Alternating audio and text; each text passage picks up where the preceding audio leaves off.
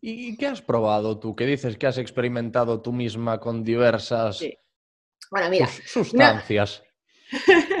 Bueno, mira, las setas alucinógenas probé una vez y aquello fue un desastre, ¿no? Porque no lo preparé bien, con lo cual de ahí te puedo hablar poco. Pero, por ejemplo, ¿Pero ayuno, por qué fue un ayuno, desastre? ¿Qué pasó? ay, que al final lo que tenía era espasmos, que también es muy común, los espasmos del intestino, estomacal, Mm, entonces me sentó a cuernos y vale, no me sentó nada bien. Vale. vale. Pero una cosa que sí fue interesante fue ayunar. Yo ayuné 5 días, solo agua con gas. Y me dirás, bueno, ¿y por qué con gas? Para verdad es que resulta que para ayunar me fui al Hierro, a la isla del Hierro. No sé si está alguna vez en el Hierro, pero el Hierro es una isla, es tremendamente tranquila. Bueno, de hecho, creo que en toda la isla solo hay un semáforo, que es el del túnel. Hay un túnel que solo es de una vía. Imagínate, o sea, es una ciudad, no tiene tráfico, no es... Bien.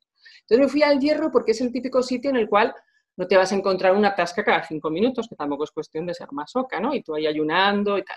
Pero claro, no me di cuenta, yo además quería hacer senderismo, porque en el Hierro a mí me encanta el senderismo y hay mucho que patear por allí, es precioso. Bien. Pero claro, no me di cuenta que si tú haces senderismo y estás en ayuno, una de las cosas que te puede ocurrir es que tengas hipopotasemia, es decir, el potasio te baje. Entonces, pues claro, como estaba la farmacia cerrada, eran días de fiesta, no podía comprar pues unas sales ni nada, dije, bueno, pues agua con gas y luego café solo por la mañana sin azúcar, porque también, bueno, pues tiene bastante potasio. Entonces, bueno, pues hice 5 días de ayuno y quería sobre todo ver si, bueno, cómo me sentía mentalmente, si me sentía Ujú. más creativa, si me sentía más receptiva, se supone que Más también estimula los despierta. sentidos, etcétera. Luego también he probado la melena de león esta, estuve Pero tomando, la verdad con que... el ayuno, ¿qué sentiste? ¿Qué te pasó? ¿A qué conclusiones llegaste?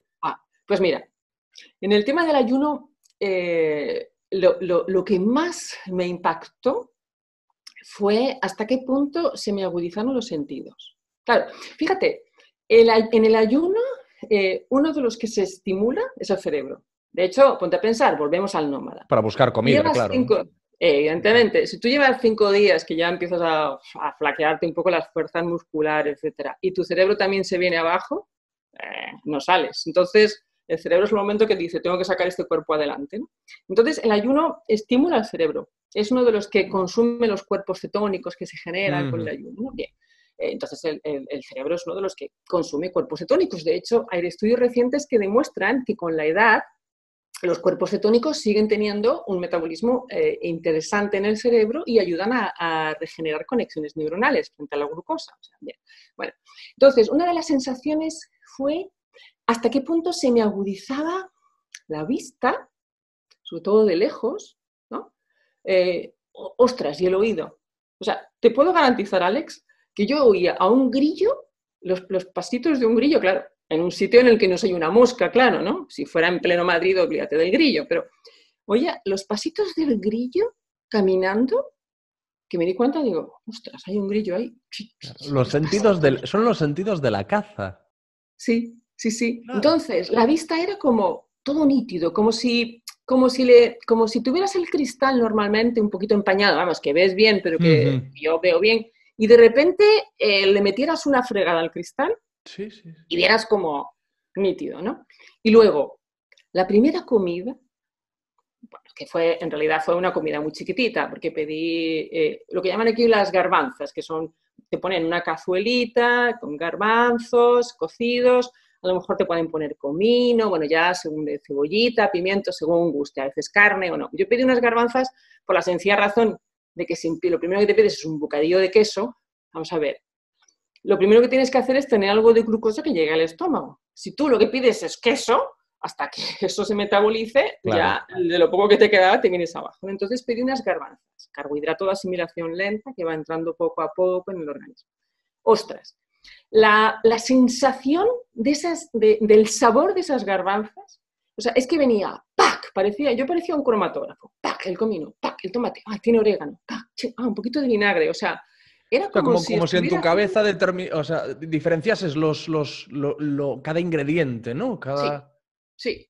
Como si estuviera haciendo la cromatografía de los componentes, de los ingredientes de las garbanzas. Fue impresionante la sensación.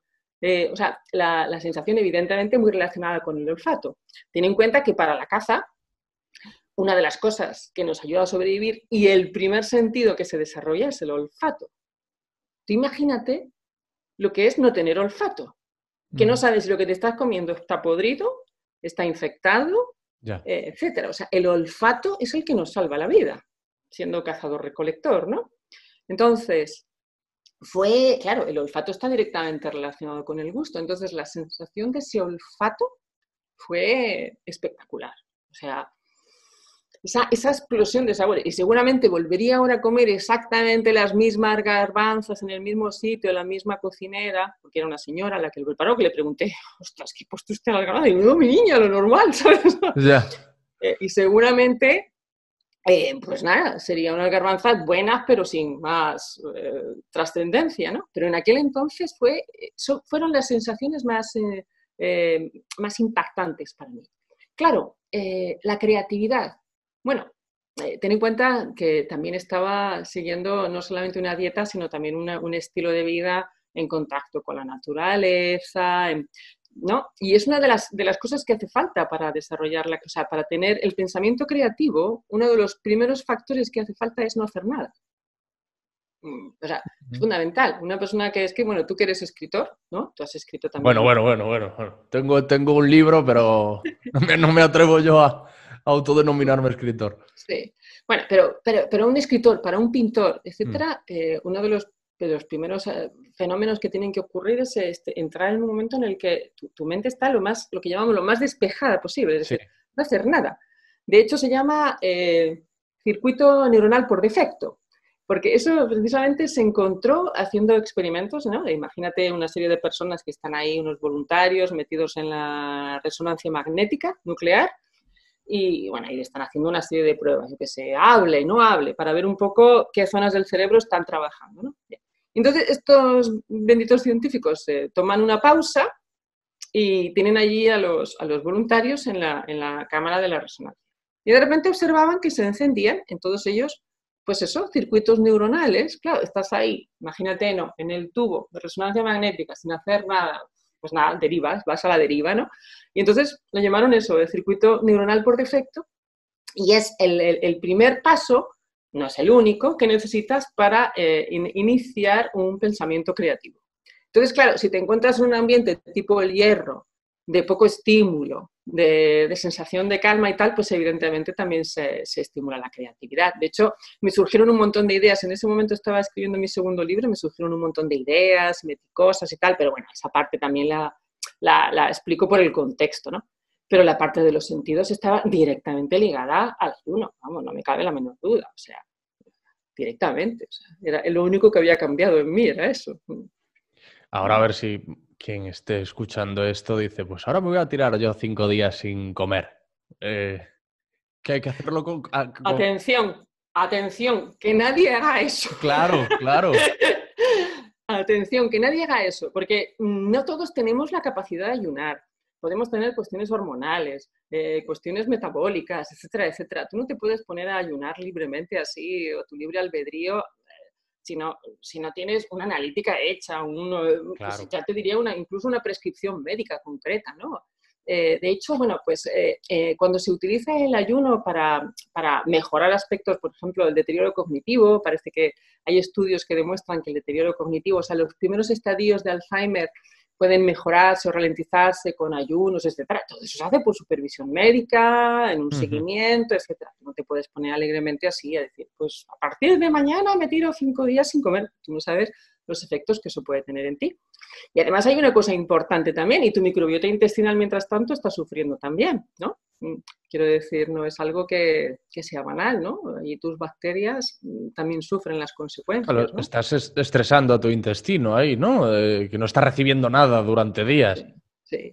Tu mucosa, de hecho, si pasas muchos días sin comer, se puede ver bastante afectada, bastante dañada.